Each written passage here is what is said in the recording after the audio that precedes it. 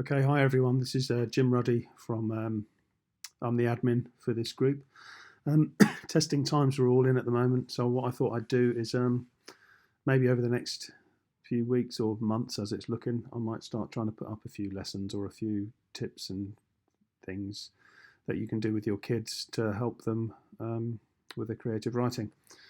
So anyway, we'll start off with this is the first lesson. Now you can set this phone up or your laptop up, so this will actually be a quick lesson, probably about 15 minutes or so, for them about writing. So I don't know if you've heard of this guy, Alan Peat. He's a legend, really. When I was a young teacher, I went on a course of his, and I've got to say, in my 25 years as a teacher, it was by far the best course I've ever been on. Real inspiration. So if you want to look up his stuff, there's some details. He's got some great books and stuff. It would really help your kids get better at creative writing. Anyway, I thought I'd better share that because this lesson is based on one of his sentences, his sentence types. He's got some really good ideas in his books. Anyway, I've made a worksheet to go with this, which you can download from my Facebook group for free. So you're going to need that if you want your child to do this lesson. So where can you get it? Well, if you haven't already joined my Facebook group, there it is, 11 plus creative writing. There's the link, which you can't click on because this is a video, but you could take a photo and type it, or you can just go into Facebook and type 11 plus creative writing. The plus is a mathematical symbol as opposed to the word plus. There's the banner. You can see it there with the little pen on the top. Look out for that, and then you can just join. You have to answer a couple of questions, and then you're in. If you go to the files, you can look for when, then, and you can find those worksheets and download them ready for the lesson. So without further ado, let's get on with it. So this lesson is it's going to help your children use semicolons in their sentences. It's going to also teach them a new type of sentence called a when, then sentence. And as I said, this was devised by Alan Peat, so it's not mine, but I'm just hijacking it because it's really, really good, and I've used it for years. And you can drop these sentences into all your stories, and it really is effective. So anyway, let's get on with it. So here we go. What are they? Well, let's take one of the examples he gives in his book is this. It's about a kraken approaching. Now, if you don't know what a kraken is, it's a mythical sea monster, huge thing that causes hell wherever it goes. So if you imagine this sentence, thunder shook the ground violently as the kraken approached. Well, it's a good sentence, but we want to make it into a great one.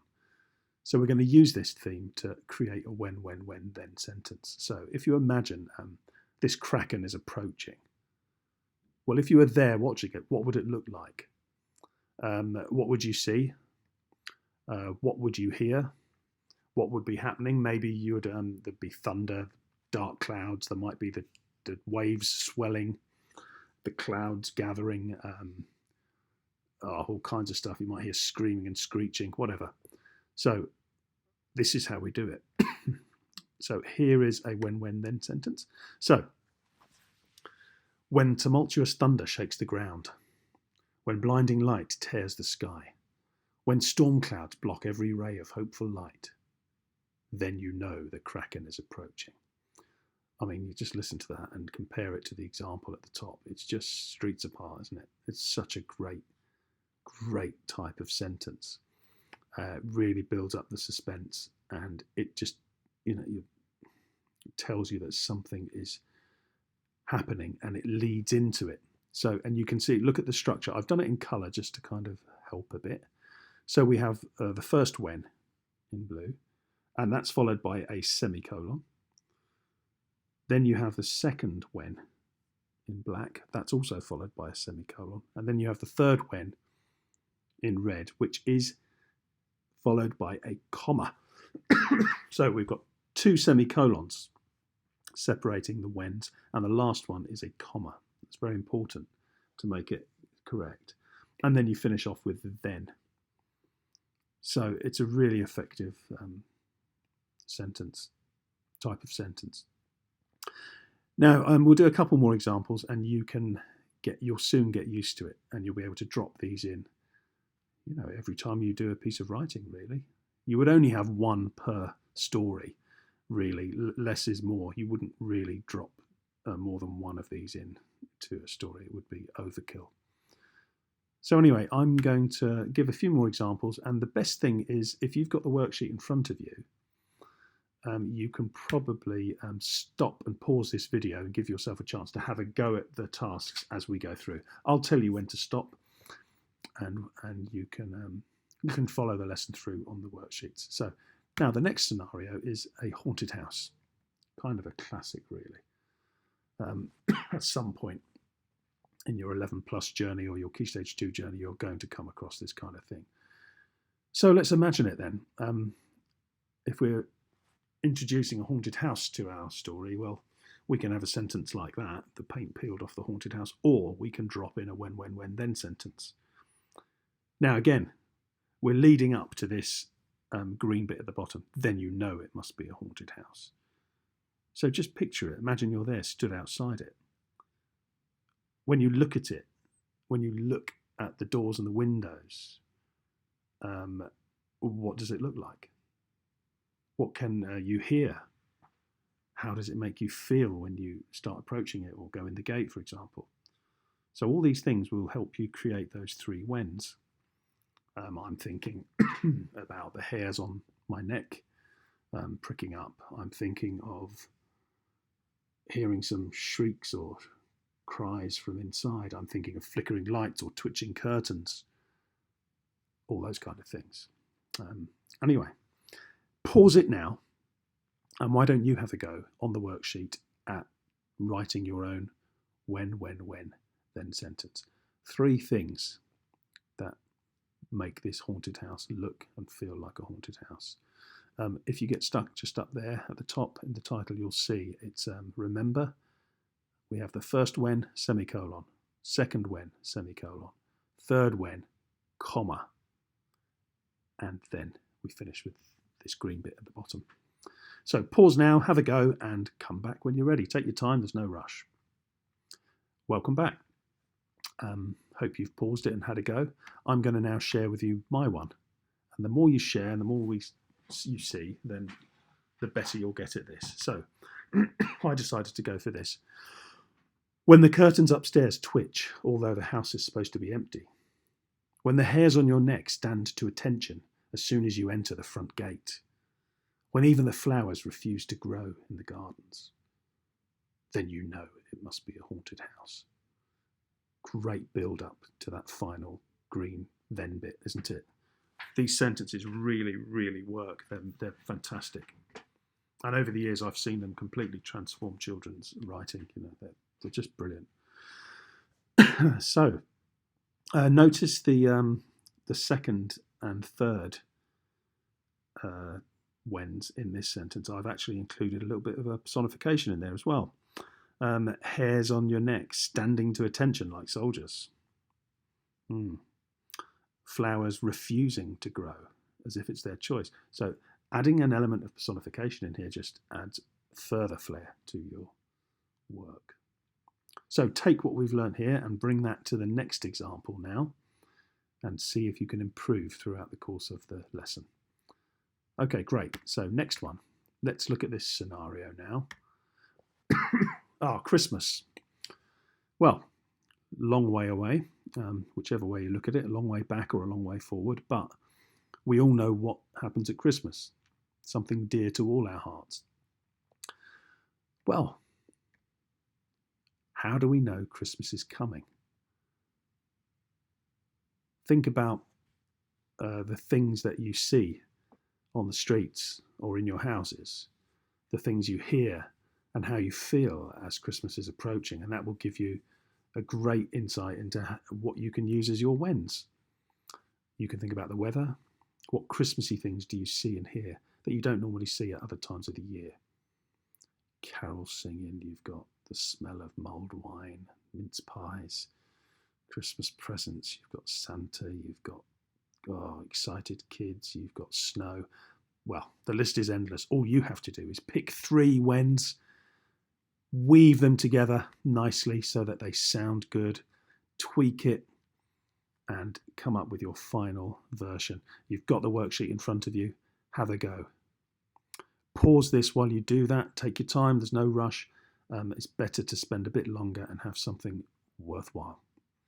And unpause when you're ready. Welcome back. Here we go now. Hopefully you've had a good chance to do your sentence. Here's mine. Right. So I've gone for this. When delicate white snowflakes fall gently from the sky, semicolon. When the radio is playing Michael Bublé on every station, semicolon. When the stack of carefully wrapped presents can no longer fit under the tree, comma. Then you know Christmas is near. And there we go. Okay. I love that one about Michael Bublé, and I have to confess that's not my idea either. That was from a student of mine last year when we were doing this lesson together, and he came up with that, and I thought it was just fantastic because Michael Bublé is all over the place at Christmas, and it just really sums up what his Christmas was all about, and to some extent what all our Christmases are about. Michael Bublé everywhere. Okay, so hopefully you've had a go at that and got some good ideas there.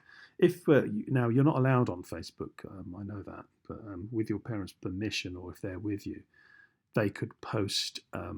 You could post, or they could post for you, your best when then sentence in the comments under this video, and maybe you could have a chance to look at each other's, and we'd pick out the best one. Feel free to do that. That would be great. Next one.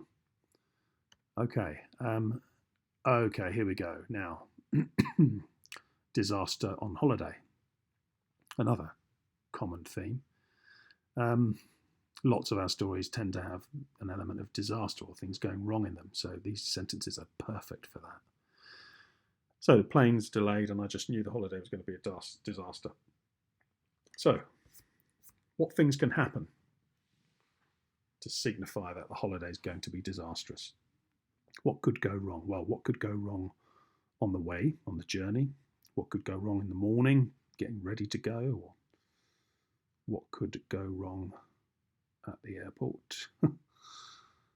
Airports are particularly notorious for things going wrong. And what could go wrong when you arrive there? What could, maybe the hotel could be awful or something like that. Loads of potential here. 3 things that can build up to show that this holiday is going to be disastrous. Let's see what you can come up with. Pause here, give it a go, do your best, take your time. It's not a race. And come back when you're done. Welcome back. Ready to go and see what I did? Here we go, right. So what I've got is, when your dad can't find his passport and you nearly miss the plane, semicolon. When your luggage goes missing and ends up in another continent, been there, semicolon. And this is my favourite bit. When the 5-star hotel has broken windows and no water in the pool, comma, then you know the holiday is going to be a disaster. I love that bit about the 5-star hotel thing. And again, I think I saw that in one of Alan Peat's other sentence types. I've stolen that from somewhere, but it's like sarcastic. It's in a little, not speech, but quote marks there. When the 5-star hotel has broken windows and no water in the pool, 5 stars, like really sarcastic, isn't it? Kind of, 5-star? No way. This hotel is a disaster. So anyway, I hope you get something from that. That's a pretty good one, that. Again, with your parents' permission, or get them to put one in the comments. Put your best one in the comments. And lastly, I think, well, that's it. I think there are some more. There's another one on your worksheet you can have a go at. And get some more paper, and there's some extra ones there for you. Have a go at it. Make up your own scenarios. Make up your. It's quite difficult actually. Make up the green bit. I've given you the green bits, the then bits on all of these. It's quite difficult to come up with your own, but I'm sure you'll be able to do that. There's a challenge for you. Here's a couple more for you to practice with. Then it's time to accept that you're getting old. That's a good one. Oh my gosh, the children have always had a laugh in class with that one. what happens to you as you start to get old? Well, your teeth fall out, your hair starts receding or falling out, you've got no hair left. I'm certainly losing my hair. Creaking joints, breathlessness. Oh, one child done a great one last year. It always pops into my mind whenever I see this lesson. He was talking about using technology. You know, we talk about the older generation having this inability to use iPads or, you know, iPhones and things like that. I thought that was really good. Again, that's not my idea. That came from a child. So great ideas come through here. Really spices up your writing. There's another good one about the cooking. Yeah, I mean, gosh, then it's time to give up your hobby of cooking. You know, you could have like smoke alarms going off and dreadful examples of meals, rock cakes that actually taste like rocks. Anyway, you can have a go. Lots for you to do here, and the more you practice, the more able you will be to just drop one of these sentences into your stories, and they're great. Again, only do one per story. Less is more. Don't overkill it. And you'll be surprised at how this will pop into your mind, and you'll find loads of opportunities to use this. I think that's it. I hope this was useful. I'll try and do another one in a couple of days.